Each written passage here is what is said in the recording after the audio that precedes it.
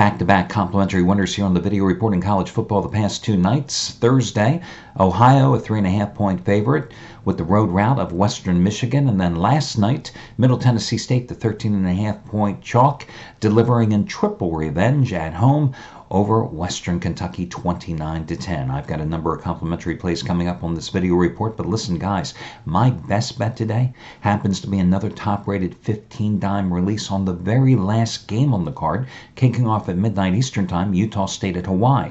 You can get that play plus the plays of all other 9 handicappers at the site, all 10 of our best bets today for free, by going to DeMarcosports.com and using the 1-day free all-access pass trial.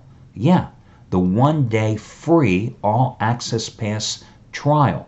My best bet, the other 9 best bets of the other handicappers at the site, you get them for free, and free truly means free. This is something I started when I created these websites 16 some years ago. And the reason I did it is this. You, like I, probably grew up back in the 90s watching those horrible shows every Saturday and Sunday morning on syndicated TV with those telephone touts, most of them based out of New York, with their thick accents, screaming and shouting to call their 800 numbers to get their latest plays absolutely free. Well, those two words, absolutely and free, the two most misleading, misconstrued words ever when it comes to this particular industry. And those two words, because of the way those guys used them then and continue to use them today, gave this whole industry such a black eye.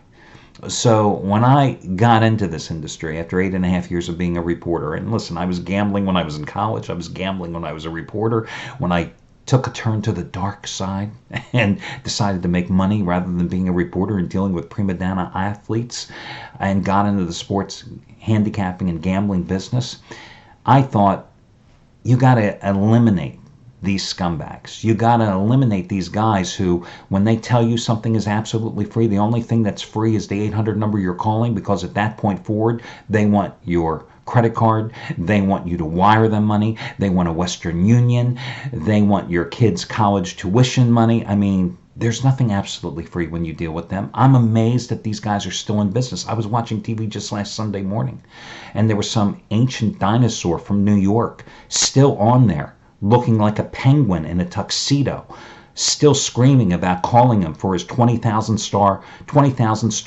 bet your life NFL lock of life. I mean, it was just ridiculous. I don't know how these guys are still in business.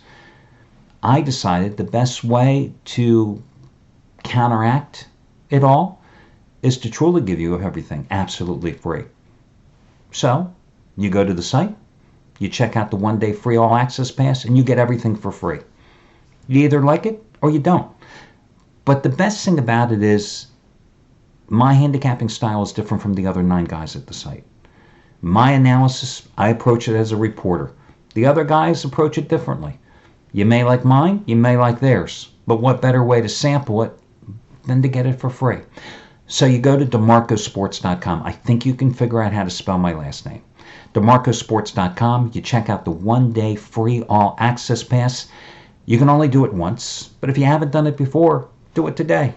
10 plays, 10 handicappers, including mine. What do you got to lose? It's free. Okay, with that being said, also some changes at the site today. I fired one of the handicappers, Eric Schrader, because he stunk. Listen, I gave him a fair trial. The first year he was very good. The last year he was awful. The last 139 days, 50 wins, 87 losses, and 3 pushes. That was good enough reason to fire him. I replaced him by bringing back a guy who we have no love lost between us, Scott Delaney, an original charter member of the site. He decided to leave the site back in October of 2016 to spend time with his wife and 3 kids, and I certainly understand it. It's a grind. He had done it every single day for the first 14 years as a charter member of the site. He wanted a break. I say there's no love lost because, I mean, we're friendly, but we're not like buddies. You know, it's a cordial relationship. He's a type A personality, and maybe I am too. And, but he's a damn good handicapper. He came back on a part-time basis about a month ago. I offered him a chance to come back full-time. He accepted. Eric, see you later. Nice guy, but just couldn't win. Another charter member of the site, Trace Adams, a longtime winner here at the site who, over the past 18 months, just couldn't get it together. Just had one losing season after another, no matter the sport. So the one thing that he's done well with is totals. So he is back at the site only doing totals from now on and no more sides. I had to cut ways, and I've known him for 25 years. But listen, this is a business. If you don't win, you got to go. And I brought on a guy that I was introduced to who has never made his plays available to the public before, Gus Augustine. You can read about him at the site. Today he makes his site debut. I wanted to give him an opportunity to sell his place at the site. An older guy, but listen, age, beauty has nothing to do with it. If he can win, God bless him. So those are the changes at the site, and now we move forward. And let's get to your complimentary plays. The first one is going to be Ohio State, minus 18.5 points at home against Nebraska. Interesting line. This game has dropped from 21 down to 18.5 as we've approached game day. The Bucks, of course, have been idle since that 49-20 loss at Purdue 2 Saturdays ago, their first of the season. Now, of course, Urban Meyer has given you all the coach speak. He said that they were going to work during that time off to improve their running game, which was held to just 78 yards and 3 yards a carry in the Purdue loss. Also going to work on their tackling. Urban Meyer is Urban Meyer. What can you say? I've lost a lot of respect for this guy, if I ever had any respect for the guy, but he's your typical college football coach, or typical coach, period. Nebraska has overcome an 0-6 start with consecutive wins at home against Minnesota, 53-28. Big deal. The Golden Gophers aren't that good, and they're an injury-riddled team. And then they beat up a little sister of the poor in Bethune-Cookman, 45-9. They're 0-3 on the conference road, losing 56-10 to Michigan, 41-24 to Wisconsin, 34-31 to Northwestern. Now, did they play well against Northwestern? Did Northwestern overlook them because at the time they were 0-5? You tell me. I choose to believe that the Wildcats simply took them too lightly. It is true that Nebraska's offense has really been humming here of late. They're playing that up-tempo style that Scott Frost wants them to, and they've certainly gotten themselves more acclimated, especially their freshman quarterback, Adrian Martinez, who has 10 touchdowns and has thrown for a little over 1,440 yards in the past 5 games. They've averaged 541 yards in total offense the last 5 games, but their defense is pathetic. This is the only home game in a 5-week period for Ohio State. I like the Buckeyes here. I know that Ohio State's defense isn't that good. I know Ohio State, of course, really is just primarily a passing team, and why not with Dwayne Haskins, who has completed 71% of his passes and 30 touchdowns versus only 5 interceptions and has already thrown for 2,800 yards this season. But I still would rather go ahead and lay the points with Ohio State. Remember, the last time Ohio State was crushed, it was by Iowa last year. What happened? They come back the very next week and they took out, who was it? Michigan State, 48-3 at home. Nebraska's not that good. So I'm going to lay the points with Ohio State. I like Boston College, minus the 2 at Virginia Tech. I do believe I'm a little leery about it. I thought about making my best bet today. Boston College, of course, is coming off that home win against Miami of Florida, but Miami of Florida isn't that good. Okay. 27-14 last Friday night at home is a 3.5-point underdog. Virginia Tech, of course, got run over literally by Georgia Tech at home, 49-28 in their last game as the Yellow Jackets ran for 465 yards. Now, Boston College, an outstanding ground game, right? Led by A.J. Dillon, the nation's 4th leading rusher. Virginia Tech has had problems stopping the run, not just against Georgia Tech.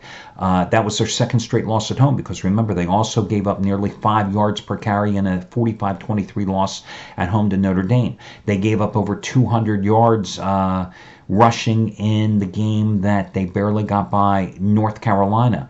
You got a Virginia Tech team, again, that's allowing 289 yards per game on average on the ground the last 3 games. And you got A.J. Dillon, who is healthy again. had 149 yards rushing after missing 2 games in his return against Miami. You got an aggressive Boston College defense that leads the ACC with 28 sacks and 13 interceptions. You got a Boston College team that's covered 15 of its last 17 regular season games, that has covered 7 straight ACC road games. This Virginia Tech team, I mean, this is a team that lost Old Dominion, for Christ's sake. One week they look like they have some offense, the next week they have defensive problems. I like Boston College here. I think Boston College is a team right now that's just on a roll, and I'm going to go with them in this one. Tech won last year 23-10 in Chestnut Hill. I think that Boston College returns the favor today in Blacksburg, so I'm going to go with Boston College in this particular game and look for them. Even though they're the road favorite, could it be a trap? Maybe. But I like Boston College in this particular contest. Another game here. Purdue cost me last week. I went with Purdue. I thought following their big upset win at home against Ohio State, they would carry that momentum into their game at Michigan State and snap a long losing streak against the Spartans. Spartans defense played great, totally shut down the Purdue offense. Well, now Purdue's back in West Lafayette, taking on an Iowa team that might be just as good, if not better, defensively than Michigan State. But Purdue is back at home. I'm going to go with Purdue in this particular game. Listen, Purdue beat Iowa State beat Iowa in Iowa City a year ago. Iowa's coming off a very strange loss, 30-24 at Penn State. They jumped out to a 12-0 lead in that game. But the 24 points that they scored in that game, 2 safeties, 2 field goals, a pick-6 interception return, and a TD pass from their punter. That's how ineffective their offense was against a Penn State defense that really isn't that good. Their quarterback, Nate Stanley, who has played so well at one stage this season, he had like 3 300-yard passing games in a 4-game stretch, and the other game he had like 295 yards. He's been bothered by a sprained thumb here. He's only completed 40.8% of his passes in the past 2 games. In the Penn State game, he was 18 for 49 with 2 interceptions. Purdue, as I said, is a 7-point road dog, won 24-15 a year ago.